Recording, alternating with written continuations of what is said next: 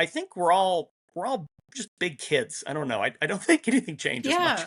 Yeah, I agree. And I had someone on my podcast a few months ago, and he was talking about how we do lose that creativity when we get older. And it's so important to come back to the roots. And he even talked about, just even if it's sitting outside with your bare feet and feeling the grass, between your feet or something. And just those little things, writing down what you see outside in nature and things like that, and then coming back to it. And I thought that's really great.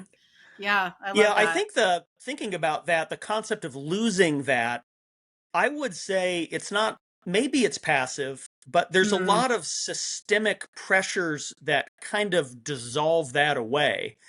Um, I think if left to our own devices without all the distractions of the modern era and without like crushing deadlines, I've found where I'm able to, people snap back to that joyous childishness pretty quickly. right. It's like it's there. It's there for most people. We just don't let it flourish. Or the worlds that we're in don't incentivize it or permit it. I guess those are two related but different things.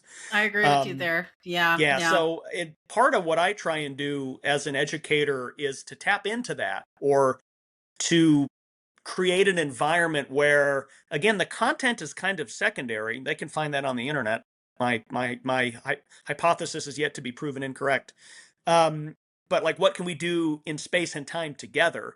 And that's about like common human connection and developing those social skills that are decreasingly removed from like online asynchronous classes and these huge lectures that people take now in big universities. Not to say it's impossible there, but I mean, humans are social animals, and a lot of our modern technology challenges the way that we have historically communicated for 200,000 years. Right. Oh, that's so true. That's yeah, and what really stuck out to me, Lou, what you said about the deadlines. It's true. When we have so much pressure and deadlines put on us, it really does. It can kind of hinder some of that creativity, and because we're just so constrained, right? With I've got to get this done, and that's you know.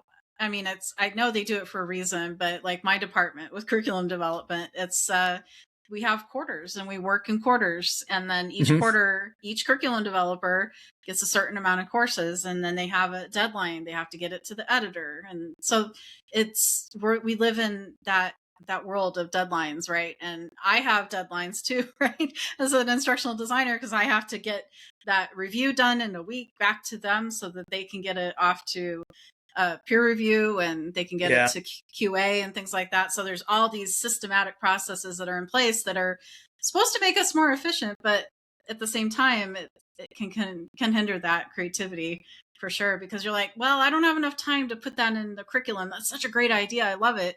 But let's do that the next time because we know it's going to take too long to do it. I'm like, oh, that would be so great if we could put that media in there, because it really would help them understand the Mm-hmm. concepts better. But then we know Yeah. Some that